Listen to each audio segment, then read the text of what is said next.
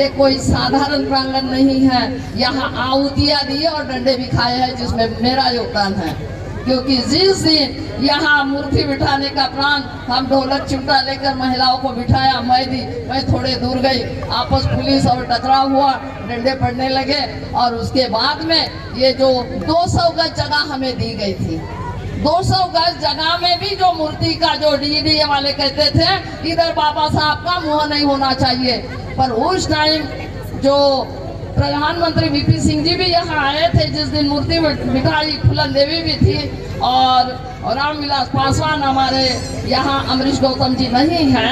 इन लोगों ने बहुत बड़ी मेहनत करके हम लोगों ने इस मूर्ति को यहाँ दिया। अब 200 गज के बजाय 1000 गज जगह होगी जो आपके लिए मिल गई, बाबा साहब के नाम के लिए। कितना इतराज था इनके लिए। आज बाबा साहब के आपने हक अधिकार लेकर ये बाबा साहब अम्बेडकर पार्क बनाया, पूर्ण निवासियों का लिया। बहुत बहुत धन्यवाद, क्योंकि ये साधारण क्रांति नहीं थी।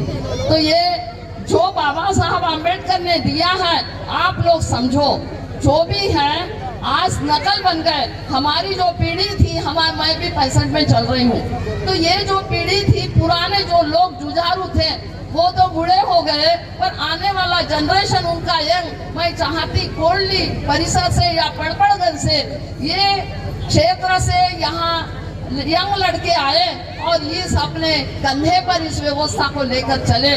लड़के हैं, लड़कियां हैं, आज मनमर्जी से रहते हैं। डॉक्टर बाबा साहब अम्बेडकर को भूल गए हैं। एक आधी अपर क्लास का दोस्त मिलता है, कोई बनिया होता, कोई कायस्थ होता कुछ, और उनके लिए दोस्ती के लिए अपने आप जात छुपाने लग जाए, उससे अपमान सहन करते रहे। चूड़े चमार तो ऐसे ही होते हैं। फिर भी वो जवाब, अभी एक महिला ने कहा था, मैंने कहा उसकी दोस्ती तुम छोड़ो, तुम्हारे मुँह पर ये शब्द बोलते हैं।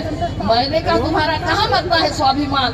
तो ये है, आप लोगों को समझना होगा, जब तक सामाजिक क्रांति नहीं होगी आपके पूरे अधिकार नहीं मिलेंगे।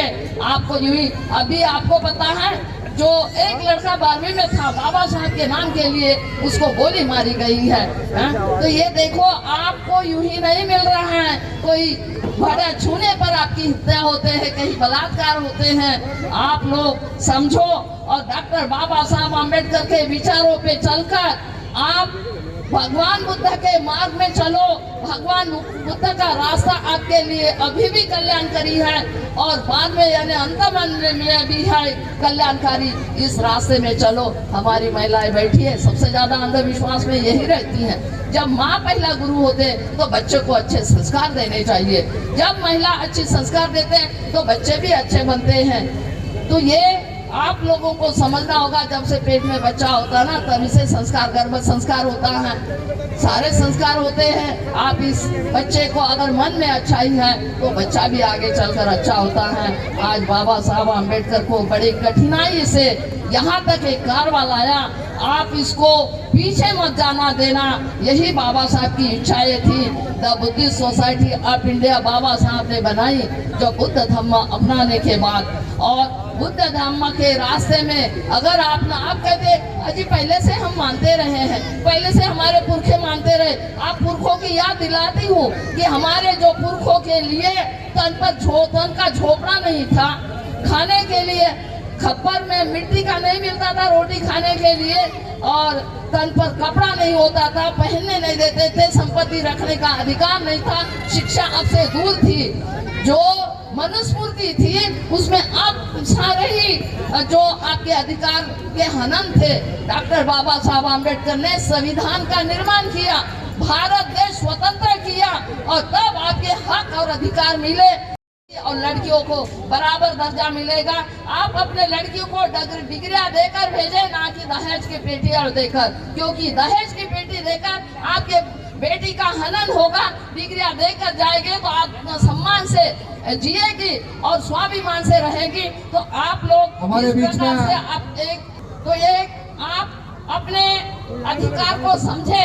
बड़े हमारे लाठी डंडों से पीठ पर डंडे खाकर ये जगह मिली, तो ये जगह भी सुरक्षित रहे। यहाँ कोई तो रोज ताश खेलते हैं, वो ताश नहीं खेले। हमारे बच्चे यहाँ संगायन लगाए, समता सैनिक दल की यहाँ टोलियां बनाए। बस मैं इसके साथ ज्यादा कुछ न कहते हुए, अगर चाहते हो शोषित हो, अगर चाहते हो शोषित हो, अपने वाणी में हुनर पैदा करो, हवा रूट हवा का बदल दो, ऐसा हुनर तैयार करो, अपने अपने घर में एक एक जय भीम वाला बच्चा तैयार करो।